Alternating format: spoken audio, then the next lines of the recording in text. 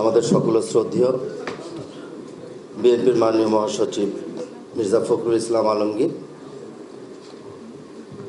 এখন উপস্থিত আছেন স্থানীয় সরকার পল্লী উন্নয়ন সমবায় প্রতিমন্ত্রী, আমাদের সকলের প্রিয় অত্যন্ত পরিশ্রমী মীর শাহ আলম এমপি। আজকের বর্জ্য ব্যবস্থাপনাকে আরও সঠিকভাবে এবং নগরবাসীর প্রতি অনুরোধ আহ্বান জানানোর জন্য যিনি আমাদেরকে সহযোগিতা করার জন্য উপস্থিত হয়েছেন, বিশেষ করে সিটি কর্পোরেশনের আওতাধীন যত খেলার মাঠগুলো আছেন সেই মাঠগুলোকে সচল করে দেওয়া, উন্মুক্ত করে দিয়ে প্রতিটি এলাকার আমাদের সন্তানদেরকে খেলাধুলায় মনোযোগী করার জন্য এখানে এসে উপস্থিত হয়েছেন যুব ক্রীড়া মন্ত্রী, বিএনপি ঢাকা মহানগর উত্তরের সংগ্রামী আহ্বায়ক জনাব আমিনুল হক। উপস্থিত আছেন আমাদের মাননীয় প্রধানমন্ত্রীর পরিবেশ বিষয়ক কর্মকর্তা সাইমন পারভেজ, গবেষণা বিষয়ক কর্মকর্তা আব্দুল সাত্তার পাটোয়ারি, বিশেষ করে ঢাকা জেলা পরিষদের সম্মানিত প্রশাসক ইয়াসিন ফেরদৌস মুরাদ, ওয়াসার এমডি আমিনুল হক সহ বিএনপির মহানগরের নেতৃবৃন্দ এবং আজকের যার তত্ত্বাবধানে সুন্দর সঠিক সময়ে একটা ভালো এনভায়রনমেন্টের মধ্য দিয়ে এখানে অনুষ্ঠানের আয়োজন করেছেন উত্তর সিটি কর্পোরেশনের বর্জ্য ব্যবস্থাপনার প্রধান কর্মকর্তা, অত্যন্ত পরিশ্রমী, মেধাবী, ভালো জ্ঞানী মানুষ কমোডর হুমায়ুন কবির সাহেব, সিটি কর্পোরেশনের সম্মানিত সচিব, আমাদের চিফ ইঞ্জিনিয়ার ব্রিগেডিয়ার রাকিব, স্বাস্থ্য প্রধান কর্মকর্তা ব্রিগেডিয়ার জেনারেল ইমরুল কায়েস, দক্ষিণ সিটি কর্পোরেশনের প্রধান বর্জ্য ব্যবস্থাপক মাহবুবুল সাহেব সহ আমাদের সিটি কর্পোরেশনের মাননীয় সম্মানিত নেতৃবৃন্দ, আমন্ত্রিত অতিথিবৃন্দ, সোসাইটি থেকে আগত আমার প্রিয় ভাইয়েরা, এখানে জায়গার অনেক কর্মকর্তারা উপস্থিত হয়েছেন এবং বিভিন্ন মসজিদ, মাদ্রাসা এবং মার্কেট কমিটি এবং রেস্টুরেন্ট সমিতির নেতৃবৃন্দ সহ আমার প্রিয় সাংবাদিক বন্ধুরা, আসসালামু আলাইকুম। দীর্ঘক্ষণ যাবৎ আপনারা আজকে এখানে উপস্থিত আছেন। নামাজের সময় পার হয়ে গেছে, দুপুরে লাঞ্চের সময় আপনাদেরকে কষ্ট দিতে চাই না।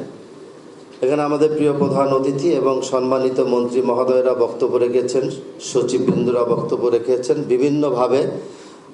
সবচেয়ে যেই বিষয়টিকে আমি যতটুকু তাদের বক্তব্য শুনে উপলব্ধি করতে পারলাম সেটি হলো পাবলিক অ্যাওয়ারনেসের প্রতি গুরুত্ব সবচেয়ে বেশি এবং জনসচেতনতার মধ্যে সবাই গুরুত্ব দিয়েছেন। আমরা চেষ্টা করছি, মাননীয় প্রতিমন্ত্রী বক্তব্য বলেছেন, সবাই বক্তব্যে একটা কথা বলেছেন যে দীর্ঘদিনের অপরিকল্পিত এই নগরীকে পরিকল্পনা মাফিক কাজ করতে হলে আমাদেরকে একটু সময় নিতেই হবে। এখন আমরা কি করছি? মাননীয় প্রধানমন্ত্রী বারবার বলছেন ক্লিন ঢাকা, গ্রিন ঢাকা, তো উনি তো ভেবে চিন্তেই বলেছেন। এখন গ্রিন ঢাকা আমরা কোন সময় করব? অপরিষ্কার জায়গাতেও ফুলের গাছ লাগানো যায় না। যখন পরিষ্কার করব, ক্লিন করব, তারপরে আমরা গ্রিনটাকে সেখানে সংযোগ করব।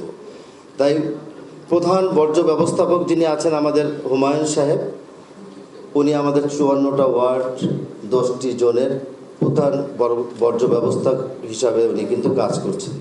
প্রতিটি জায়গায় ফিল্ড ওয়ার্ক করেন, আমি নিজেও যাই। পাশাপাশি শুনলে আপনারা আশ্বস্ত হবেন যে আমাদের সামনে এখানে আমরা অনেক কর্মকর্তারা উপস্থিত আছেন, ব্রিগেডিয়ার জেনারেলরা আছেন, সচিব আছেন এবং আমার পিএস এপিএস সহ এখানে যার যার ডিপার্টমেন্টের কাজ কিন্তু সম্পূর্ণ আলাদা। কিন্তু আমরা আসার পর একটা জিনিস করতে পেরেছি 4 মাসে, প্রাকৃতিক দুর্যোগ, বর্জ্য ব্যবস্থাপনা, মশার উপদ্রব, যখন যেটা বেশি সমস্যার সৃষ্টি হবে আমরা সব ডিপার্টমেন্ট মিলে একসাথে সেই ডিপার্টমেন্টকে আমরা সহযোগিতা করব, যাতে কাজগুলো করতে আমাদের জন্য সহজ হয়ে যায়। আমরা কিন্তু এইভাবে কাজগুলো করার চেষ্টা করছি। বিশেষ করে আমরা যখন যে কোনো বিষয়ে আলাপ আলোচনা করি, আমাদের কাছে Gulshan society, Banani society, Baridhara society, Niketan society, Uttara society, আরও যে সোসাইটিগুলো আছে সবার সাথে কিন্তু আমরা কথা বলি, কাজ করি। ওনারা যখন আমাদেরকে যে কোনো বিষয় বলে সোসাইটিকে একটা ভালো দৃশ্যমান সৌন্দর্য বর্ধন করার জন্য, পরিষ্কার পরিচ্ছন্ন করার জন্য আমাদেরকে বলার সাথে সাথে কিন্তু আমি নিজে শরীরে সেখানে উপস্থিত হওয়ার চেষ্টা করি।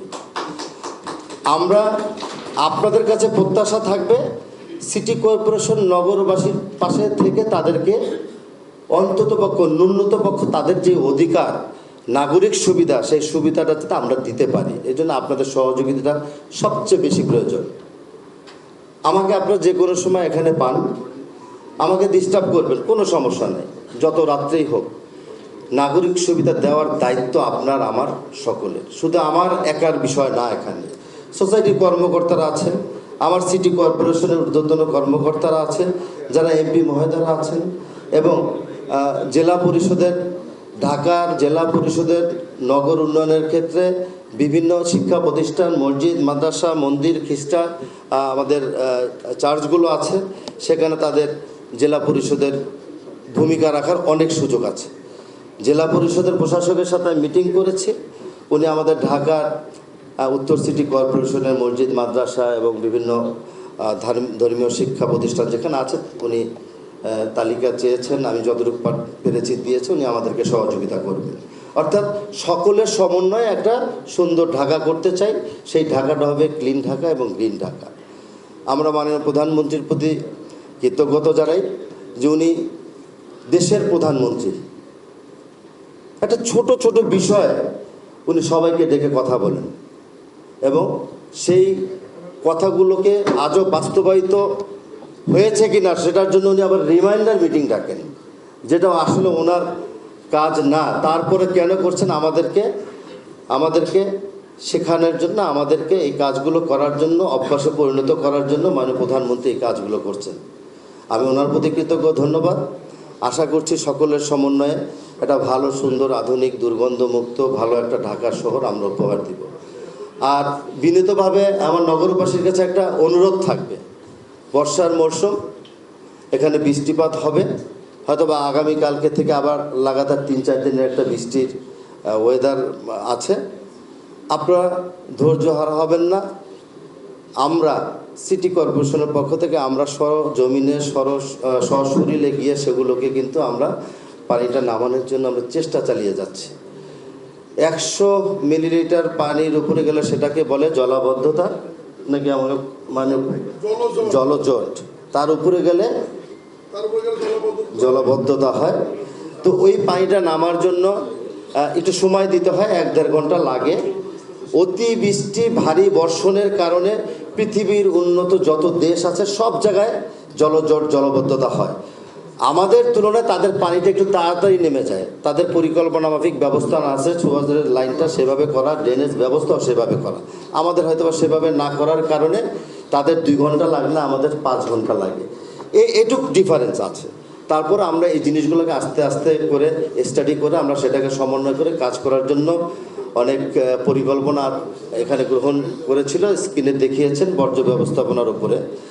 আমরা ডিমার্গেশন প্রায় শেষ পর্যায়ে, খালগুলো আমরা একটা একটা করে উদ্ধার করব ইনশাল্লাহ। সেটা সকলের সহযোগিতা লাগবে। আমরা খুব দ্রুত সময়ের মধ্যেই আমরা বিশেষ করে মিরপুর অঞ্চলে একটা খালকে আমরা নির্ধারণ করেছি। যুব ক্রীড়া প্রতিমন্ত্রীকে আমরা একটু আগে আমি বলেছি, উনি এগ্রি করেছেন। সবাই এই খালের ব্যাপারে সবাই আমাদেরকে সহযোগিতা করবেন। একটা খালকে উদ্ধার করে আরেকটা খালকে উদাহরণস্বরূপ আমরা, যাতে করে ওই এলাকার জনগণ মনে করে যে একটা খাল উদ্ধারের পরে সেখানে পরিবেশ ভালো হয়েছে, মশা নেই, দুর্গন্ধ নেই, পানি সচল আছে, ওয়াকওয়ে আছে, হাঁটা যায়, তখন তো আরেকটা অঞ্চলের লোক বলবে না এটাই তো আমার দরকার। অথবা আমরা একটা একটা করে করবো ইনশাল্লাহ। আপনাদের সকলের সহযোগিতা চাই। কষ্ট করে যারা এখানে আসছেন, উপস্থিত হয়েছেন, তাদের প্রতি ধন্যবাদ। এবং আজকে এখানে বিভিন্ন সরকারের ঊর্ধ্বতন কর্মকর্তা যারা উপস্থিত হয়েছেন, ঢাকা উত্তর সিটি কর্পোরেশনের পক্ষ থেকে আপনাদের প্রতি অসংখ্য ধন্যবাদ। আমরা একসাথে কাজ করব ইনশাল্লাহ। আগামী দিনে মাননীয় প্রধানমন্ত্রী জনাব তারেক রহমানের হাতকে শক্তিশালী করব। সকলে ভালো থাকবেন। আর লাঞ্চের ব্যবস্থা আছে, আপনারা একটু বসবেন এখানে, দুপুর হয়ে গেছে। আমি সাংবাদিকদের আছে, ব্যবস্থা করা আছে, সব সাংবাদিকদের ব্যবস্থা আগেই করা আছে। আর যে সাংবাদিক বন্ধুরা আপনারা প্রতিদিনেই ঢাকা উত্তর সিটি কর্পোরেশনের ভালো মন্দ সকল কাজগুলো আপনারা আপনাদের ক্যামেরার মাধ্যমে প্রচার করেন, এর জন্য ধন্যবাদ। সবাই ভালো থাকবেন। আসসালামু আলাইকুম রহমতুল্লাহ।